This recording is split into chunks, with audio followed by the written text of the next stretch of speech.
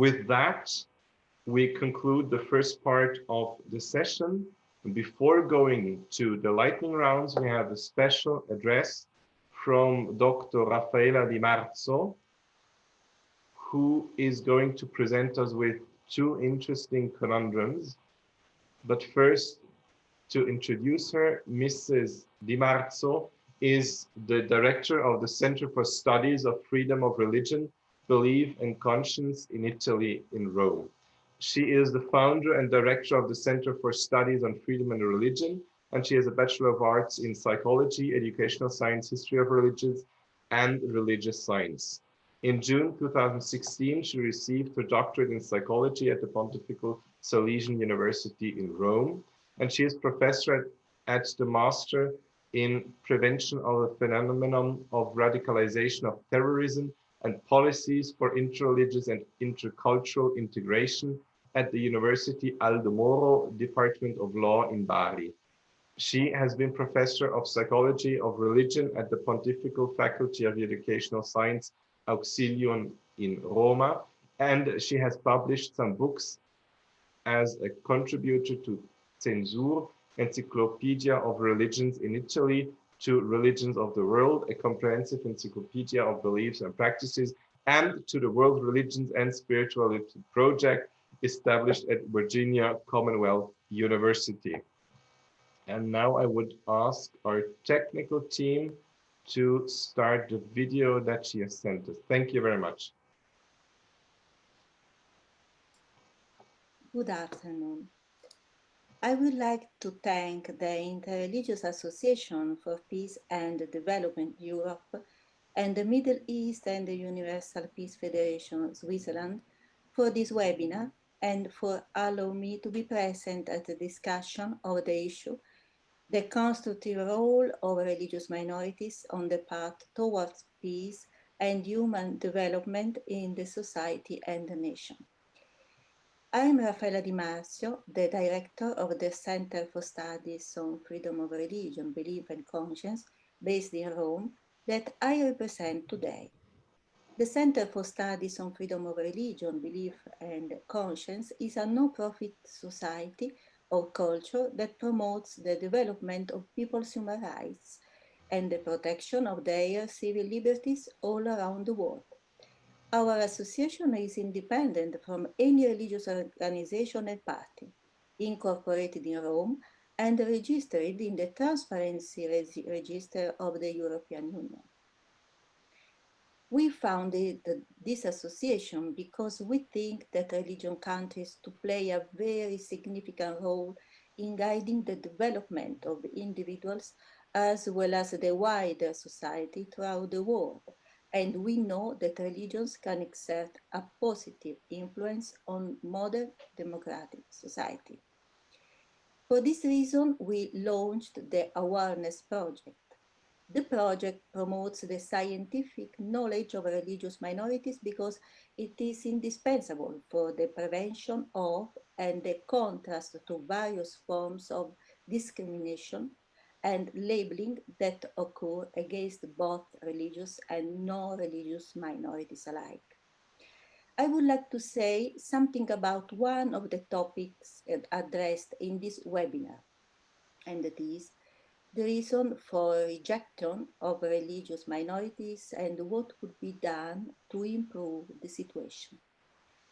Our study center has a direct experience about this phenomenon because it very often receives news reports and requests for help from religious and spiritual minority groups, both in Europe and in other continents, who are discriminated against and affected by laws approved by governments under the pretext of combating extremism and religious terrorism, but which actually affect all minorities who, for whatever reason, do not like someone or who represent a threat for the majority religion in that particular context.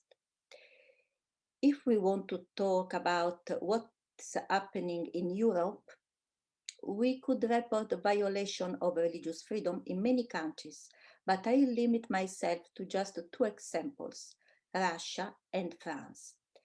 For years, these two nations have been engaged in a real war against completely peaceful religious and spiritual minorities that have never committed violent crimes. In Russia, the approval and entry into force of the controversial Yarovaya law has indiscriminately affected all churches that do not belong to the Russian Orthodox Church. The law, in fact, limits the work of missionaries, proselytism, teaching, and any activity aimed at inviting people to join a religious group. Activities in private homes and on the internet also fall within the limitation of the law, which is in essence against anyone who preaches to the Orthodox and seeks to convert them, as Protestants, Jehovah's Witnesses, and others typically do in Russia. In addition to this, the Russian authorities are abusing the anti-extremism law that is applied against minority religious communities because to be accused of extremism, it is not necessary to use violence or threats.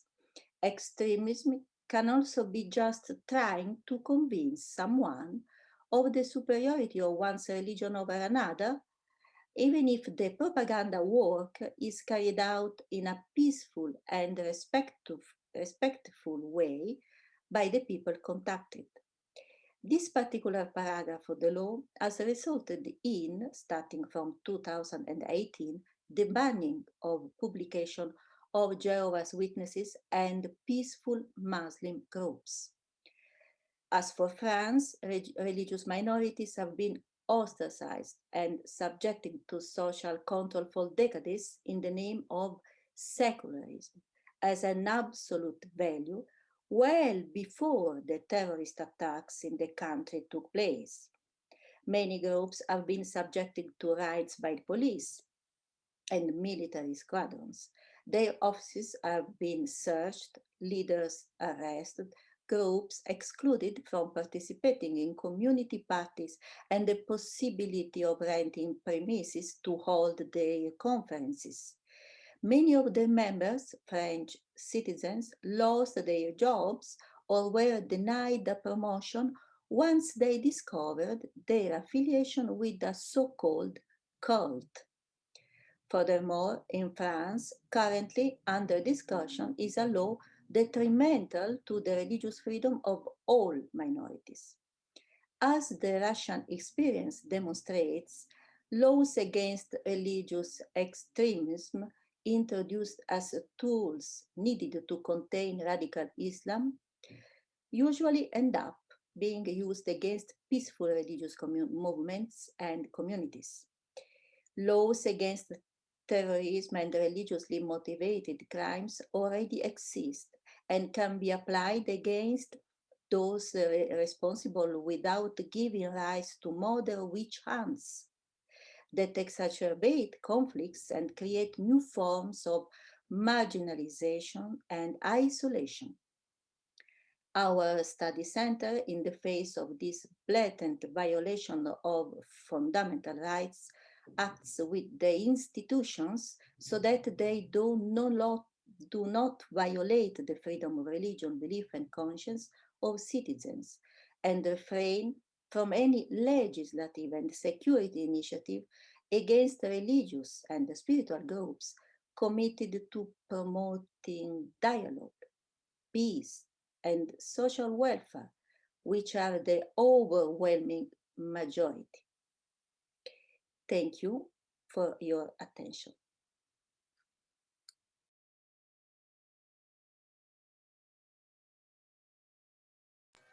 Here, Professor Di Marzio opened us a spectrum of conflicts that are facing minority religions and religions as a whole.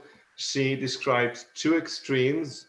On one side, the religious monolithism, that a state only accepts one religion as being linked to their leading culture and discourages the participation of their citizens in any other form of religious practice.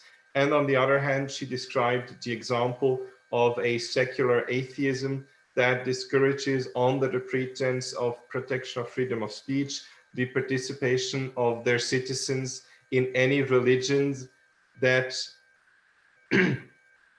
ask of their citizens to present themselves in a public space. With this kind of conflict that she describes between the established systems and the drive of the new religious institutions, we would like to go to our second round, the lightning question rounds. We have 4 questions prepared that kind of put the finger on this very conflict.